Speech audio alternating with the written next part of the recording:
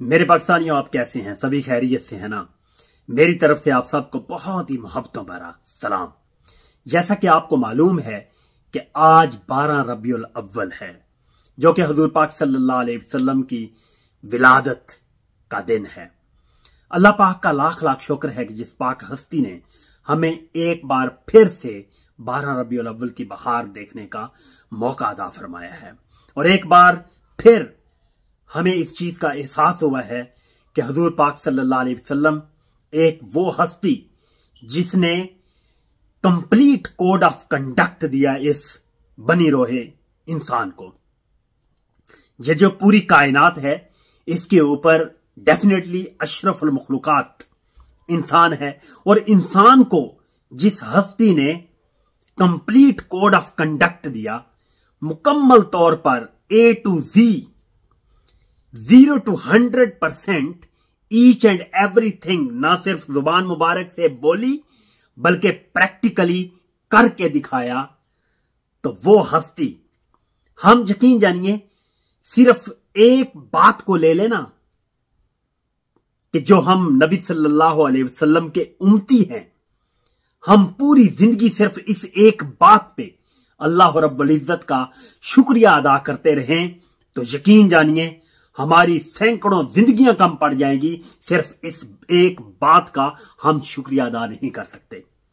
ये इतना बड़ा एहसान है। आप बाकी सब कुछ को छोड़ दें, सिर्फ इस एक चीज को ले लें। ये जो लेवल आपको दिया है ना अल्लाह ने, नबी सल्लल्लाहु अलैहि वसल्लम का उम्मती होने का जो शर्फ दिया है आपको, ये शर्फ इतना बड़ा है कि ये शर्फ हासिल करने के लिए अंबिया ख्वाहिश करते थे। ठीक है, ये इतना बड़ा शर्फ है जिसके लिए अंबिया ख्वाहिश का इजहार फरमाते थे, और आपको तो बिन मांगे मिल गया। तो आपको तो बहुत बहुत शुक्रिया अदा करना चाहिए। और हमें इस चीज का एहसास दिलाता है 12 रबीउल अव्वल कि हमें उस कोड ऑफ कंडक्ट को फॉलो करने की अशद जरूरत है। अनफॉर्चुनेटली हम अपनी जिंदगियों में नबी सल्लल्लाहु अलैहि वसल्लम का कंप्लीट कोड ऑफ कंडक्ट जो दिया हुआ है, उसका शायद 10% भी नहीं कर पाते। हमें कमा हक्को हु कोशिश करनी चाहिए कि उसके मुताबिक अपनी जिंदगी गुजारें। देखें, ये सुनी सुनाई बातें नहीं हैं।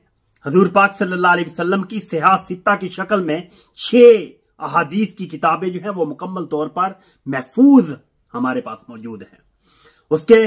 उससे भी ऑथेंटिक, जिसके अंदर एक जरा बराबर भी चेंजिंग नहीं है, जिसकी हिफाजत खुद अल्लाह रब्बुल इज्जत फरमा रहे हैं, वो कुरान पाक है।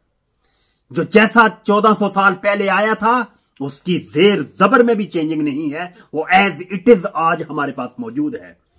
तो हमें उससे फायदा उठाना चाहिए मैक्सिमम। सिर्फ और सिर्फ अनफॉर्चुनेटली हमारे उलमा ने या कुछ ऐसी तागूती ताकतों ने हमें इस तरफ लगा दिया है कि हम सिर्फ और सिर्फ कुरान पाक को पढ़ने ही को काफी समझते हैं, उसी ही को असल इबादत समझ बैठे हैं। भाई नहीं, उससे आगे का असल सफर है। तिलावत से बात जब आगे बढ़ती है तो असल सफर तब स्टार्ट होता है। असल कुरान पाक का मुद्दा तब स्टार्ट होता है जब हम उसकी तफसीर, उसकी ट्रांसलेशन पढ़कर उस पर अमल करने की कोशिश करते हैं। तो मेरी दुआ है अल्लाह पाक हमें हम सब की जिंदगियों में सिहाह सित्ता और कुरान पाक प्रैक्टिकली लाने की तौफीक अता फरमाए। Wish you good luck to all.